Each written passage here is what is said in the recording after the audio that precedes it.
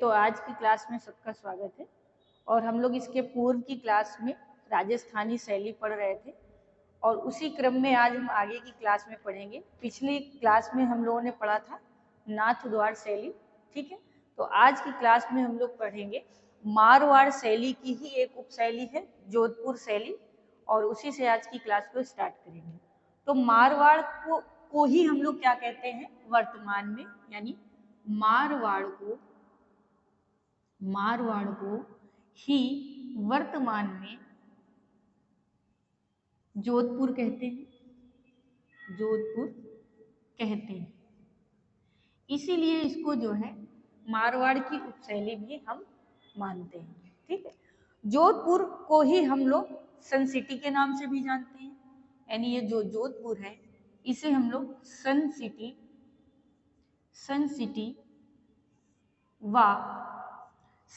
व blue city के नाम से भी जानते हैं। किस नाम से? सन सिटी या ब्लू सिटी के भी नाम से जानते हैं।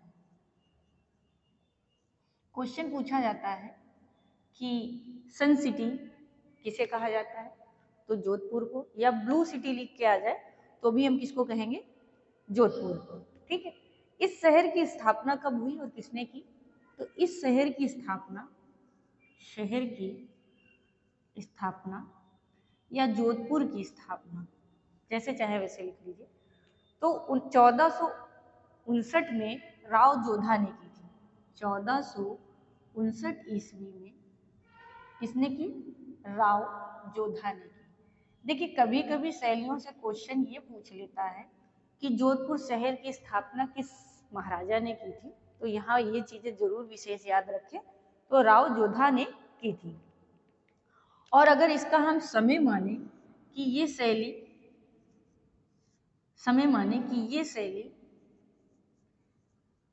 कब उद्घटित हुई या उत्पन्न हुई, या जो भी मान लीजिए, तो ये शैली का समय हम लोग मान सकते हैं कि ये 17वीं सदी के प्रारंभ में उद्घटित हुई थी। कब? 17वीं सदी के प्रारंभ में ये शैली उद्घटित हुई।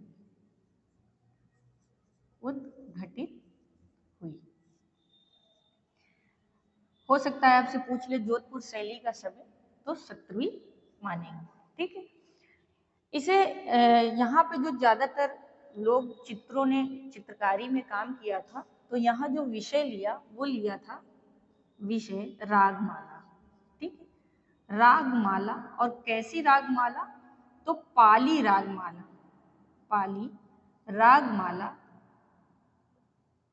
विषय बनाकर चित्रण किया, ठीक है।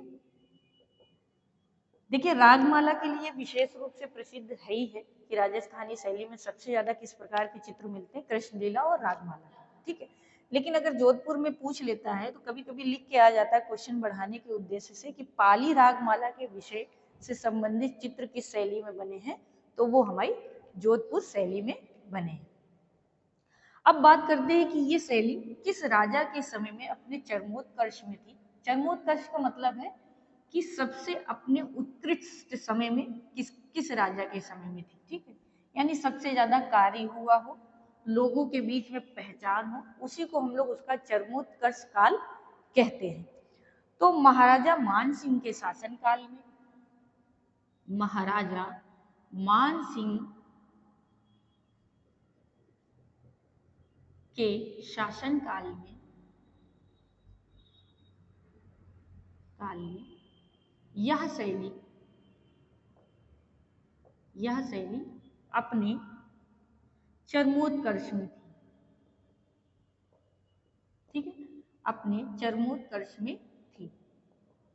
ऐसा इसलिए कहते हैं क्योंकि इनके शासनकाल में अधिक चित्रकारी और चित्रण कार्य हुआ, लोगों के बीच में इसकी ज्यादा से ज्यादा पहचान रही, इसलिए हम लोग इनका समय चरमोत्कर्ष मानते हैं। तो क्वेश्चन आपसे पूछ सकता है कि जोधपुर शैली किस राजा के शासनकाल में अपने चरमोत्कर्ष में थी, तो महाराजा मान सिंह के समय में ये शैली जो है उत्कृष्ट समय पे थी, ठीक है। इसके बाद बात करते हैं कि इस शैली का उपकेंद्र, यानी इस शैली के दो उपकेंद्र भी माने गए हैं। तो वो उपकेंद्र का मतलब होता है कि छोटे छोटे केंद्र बनाना, कि यहाँ भी इनका कार्य हो रहा है। तो ये माना गया कि सिहोरी यानी सिरोही और नागौर, नागौर इस शैली के क्या थे, उपकेंद्र के रूप में जाने गए। और नागौर जो है ये ज्यादातर व्यक्ति चित्रण के लिए अधिक प्रसिद्ध रहा,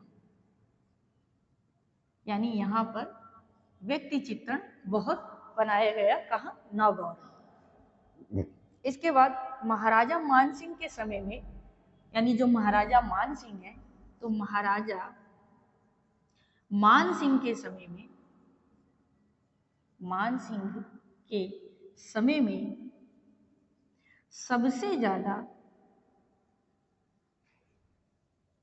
नाथ संप्रदाय के चित्र बने। ठीक है, क्वेश्चन पूछता है कि जोधपुर शैली में किस राजा के शासनकाल में नाथ संप्रदाय के चित्र अधिक बने हैं, तो महाराजा मानसिंह के समय में बने। ठीक है, इसके बाद यहीं पे माना जाता है कि मीराबाई का, यहीं पे माना जाता है, यहीं पे कहाँ पे, जोधपुर में माना जाता है कि मीराबाई का जन्म यहीं पे माना जाता है, यहीं पे माना जाता है, यहीं पे माना जाता है कि वर्ष, ठीक है, वर्ष 1448 ईस्वी में, 1448 ईस्वी में मीराबाई का, ठीक है, मीराबाई का मेड़ता में जन्म हुआ। कहाँ, मीराबाई का मेड़ता में जन्म हुआ। ठीक है, और यही माना जाता है कि मीराबाई का मंदिर भी बना हुआ है। क्या, यहीं पे, कहाँ पर, चित्तौड़गढ़ में, चित्तौड़गढ़ में माना जाता है, माना क्या जाता है, ऐसे लिख लीजिए, चित्तौड़गढ़ में मीराबाई का मंदिर बना है। ठीक है, अब चित्तौड़गढ़ आपका राजस्थान के अंतर्गत ही, ठीक है, तो पूछ ले मीराबाई का मंदिर कहाँ बना है, तो चित्तौड़गढ़ में बना है। इसके बाद एक इतिहासकार हुए, तिब्बती इतिहासकार लामा तारानाथ ने शैली के बारे में, यानी यहाँ पे एक चित्रकार के बारे में उन्होंने जानकारी दी। ठीक है, तो उसकी बात भी यही कर लेते हैं।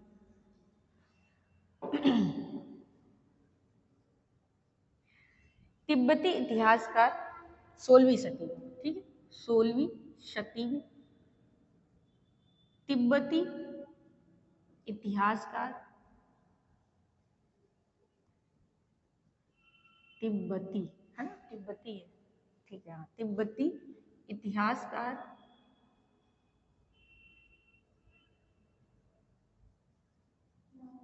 कौन, लामा तारानाथ, ठीक है, ये विद्वान है। ठीक है, तिब्बती इतिहासकार लामा तारानाथ ने 7वीं सदी में, कब, 7वीं सदी में, ठीक है, ये 16वीं में आए थे और 7वीं में इन्होंने बात की है, उस अपनी किताब की बात बता रहे हैं कि मध्य प्रदेश मारवाड़ के चितेरे कौन थे, सती में मध्य प्रदेश, ठीक है, मध्य प्रदेश मारवाड़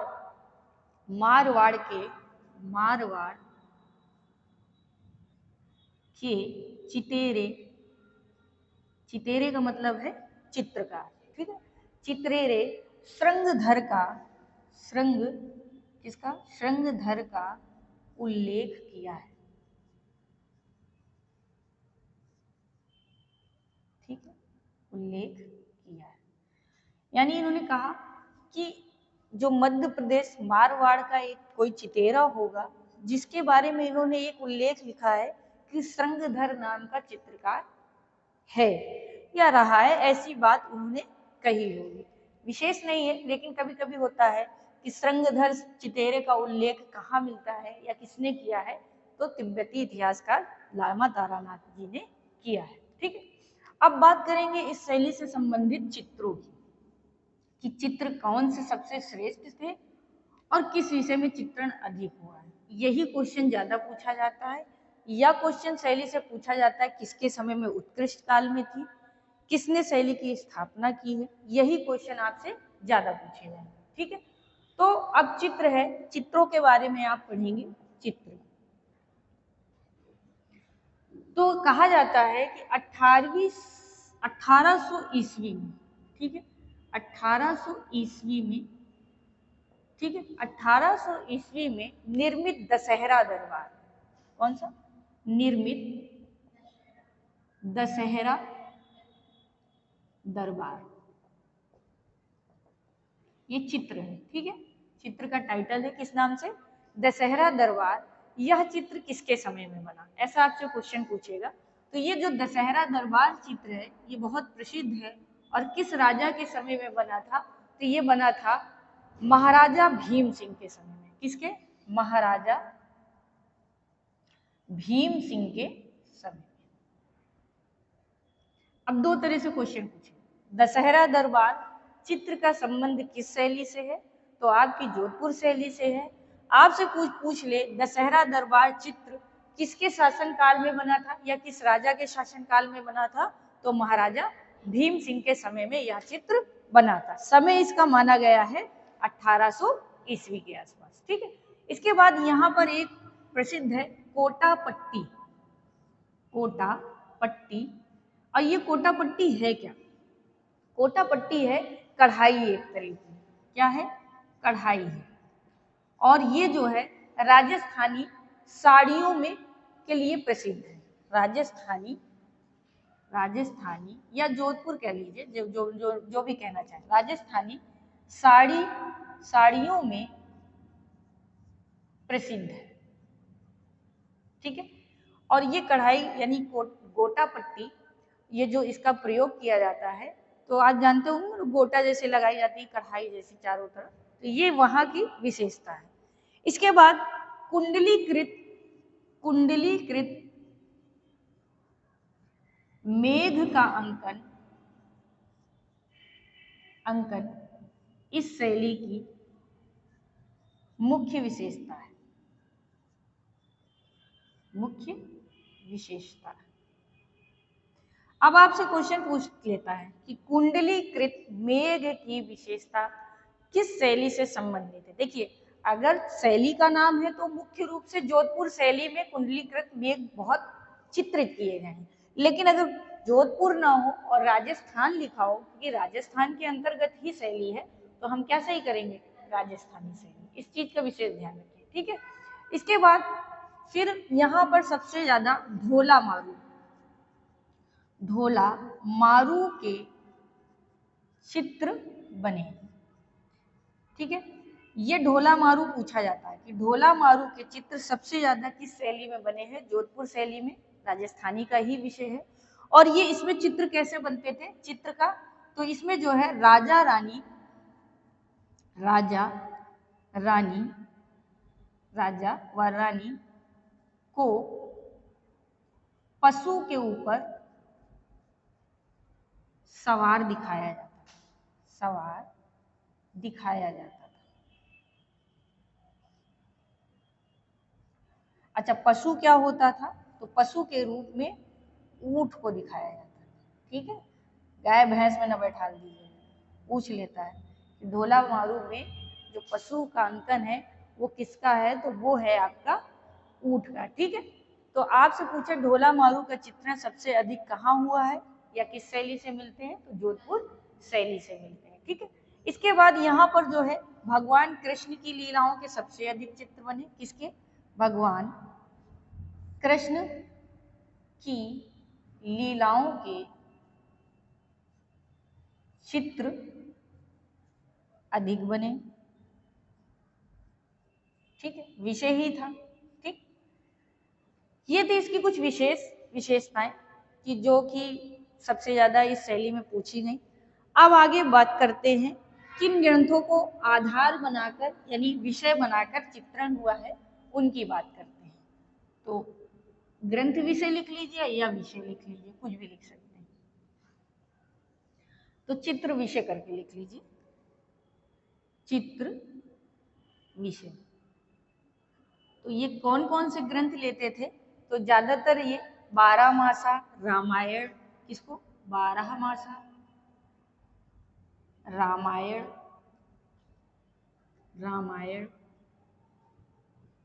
ठीक है, 12 मासा रामायण, देवी देवताओं की उपासना से संबंधित चित्र, देवी देवताओं की उपासना से संबंधित चित्र,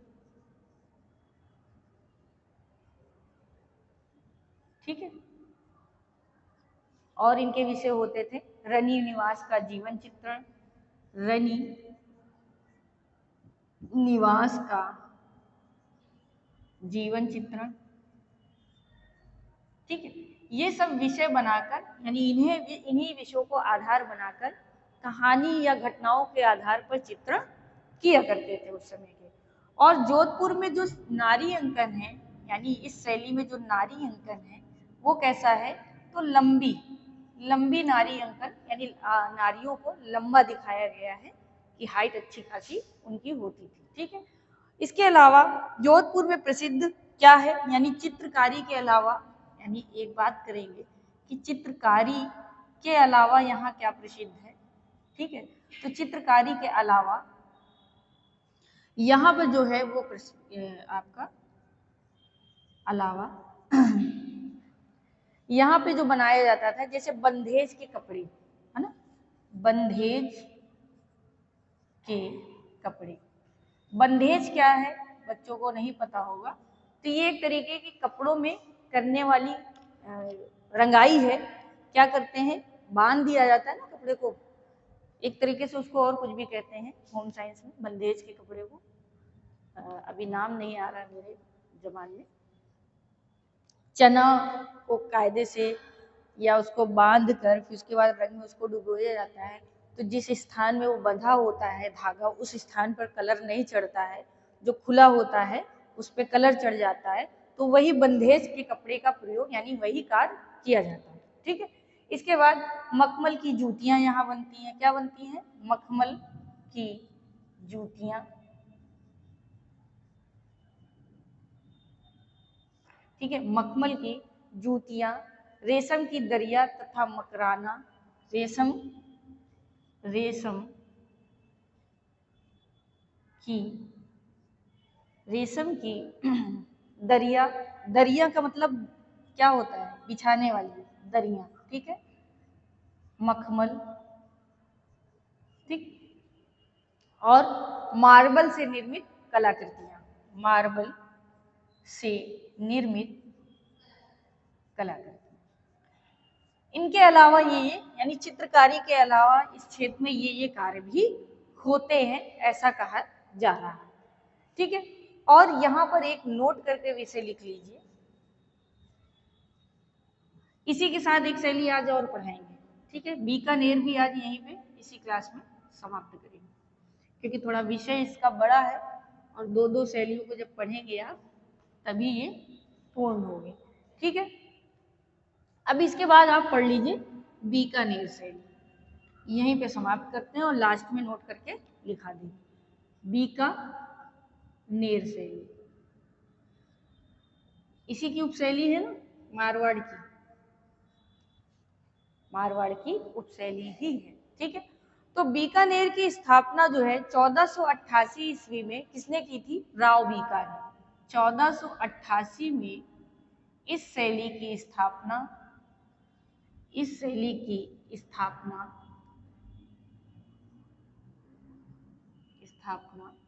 किसने की? राव बीका ने, ठीक है। ये याद रखिएगा कि बीकानेर शैली की स्थापना राव बीका ने की है। बहुत अच्छा है याद करने का तरीका कि इनके नाम के पीछे बीका लगा है और हम उसी से समझ सकते हैं कि बीकानेर शैली की स्थापना राव बीका ने की है, ठीक है। बीकानेर शैली जो है, इसमें जो है इस शैली में मुगल शैली का प्रभाव, इस शैली में मुगल शैली का प्रभाव, मुगल शैली का प्रभाव पड़ा।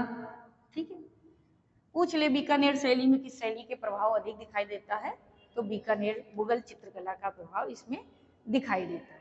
ठीक है, इसके बाद यहाँ पर एक वाक्य मिलता है या घटना, घटना ही कह लीजिए। ठीक है, घटना ही समझ के इसको पढ़िए। घटना ये है कि बीकानेर के महाराजा कर्ण सिंह, बीकानेर के महाराजा कर्ण सिंह, ठीक, ने एक स्वप्न देखा, एक स्वप्न देखा, स्वप्न देखा। और स्वप्न क्या देखा? स्वप्न में इन्होंने लक्ष्मी नारायण के दर्शन किए। इन्होंने एक स्वप्न देखा, उस स्वप्न में इन्होंने लक्ष्मी नारायण के दर्शन किए। ठीक है, दर्शन किए। और ये जो घटना थी, इसी घटना के आधार पर एक चित्र बना जिसे हम कहते हैं लक्ष्मी नारायण दरबार। क्या चित्र बना? लक्ष्मी नारायण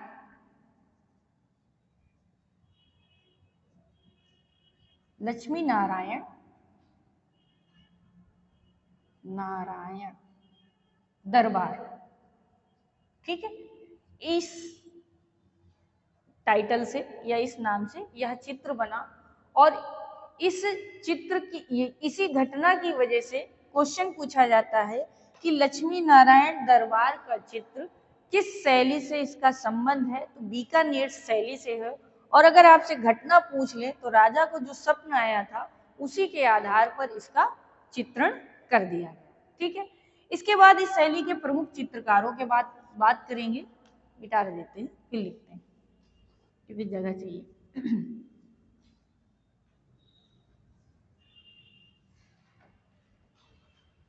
यहाँ के चित्रकार यानी मुख्य चित्रकार कौन कौन से थे? ठीक है, चित्रकार क्या है? देखिए, ज्यादातर संबंध इस शैली में मुसलमान चित्रों का रहा, इसीलिए इसमें मुगल शैली का प्रभाव दिखाई देता है। मैंने पहले भी बताया है, शैलियों में प्रभाव इस तरह का दिखने का कारण ये है कि एक दरबार से दूसरे दरबार में चित्रकारों का जाना। अब वही कारण है कि कहीं ना कहीं किसी न किसी शैली का प्रभाव उस शैली में दिखाई देने लगता है। तो इस शैली में अली रजा, हसन रजा, अली रजा, हसन रजा, ठीक है, अली रजा, हसन रजा, रुकनुद्दीन, नूरुद्दीन, नुकरुद्दीन, ठीक है, और क्या बताया? नूरुद्दीन। अब जब सब मुस्लिम ही कलाकार हैं तो जाहिर सी बात है कि चित्रण में मुगल प्रभाव दिखाई देगा। ठीक है, तो आपसे पूछ ले, यहाँ पर जो चित्रकार के मुख्य रूप से जाने जाते हैं वो आपके अली रजा, हसन रजा, नुकरुद्दीन। आपसे क्वेश्चन पूछ ले, नुकरुद्दीन कलाकार का संबंध किस शैली से था, तो बीकानेर शैली से इनका संबंध था। ठीक है, इस शैली की एक विशेष बात है कि मुसलमान चित्रकारों की अधिकता रही, चित्रकारों की अधिकता रही। और यही कारण है कि मुगल प्रभाव इसमें हमें दिखाई देता है। अब एक नोट करके विशेष बात लिख लीजिए, वो आपको ये लिखनी है कि बीकानेर शैली में ऊंट की खाल पर चित्रांकन करना इस शैली का मुख्य विषय था। तो इस शैली में ऊंट की खाल पर चित्रांकन करना मुख्य विषय रहा। ये लिख लीजिए, या ये लिख लीजिए कि ऊंट की खाल पर जो चित्रांकन होता था वो किस शैली पे होता था? बीकानेर शैली में। तो ये आज आपकी थी बीकानेर शैली और जोधपुर शैली। और बीकानेर शैली में बहुत ज्यादा नहीं पूछा जाता, इसकी स्थापना किसने की थी, राव बीका ने की थी। प्रभाव कैसा था, मुस्लिम प्रभाव, चित्रकारों की अधिकता की वजह से मुगल प्रभाव दिखाई दिया। और जो एक लक्ष्मी नारायण दरबार चित्र है उसका संबंध किससे है या किस शैली से है, तो बीकानेर शैली से है। तो आज की क्लास के लिए बस इतना ही। लोग इसको सब्सक्राइब भी करते रहो और एक दूसरे तक पहुंचाते भी।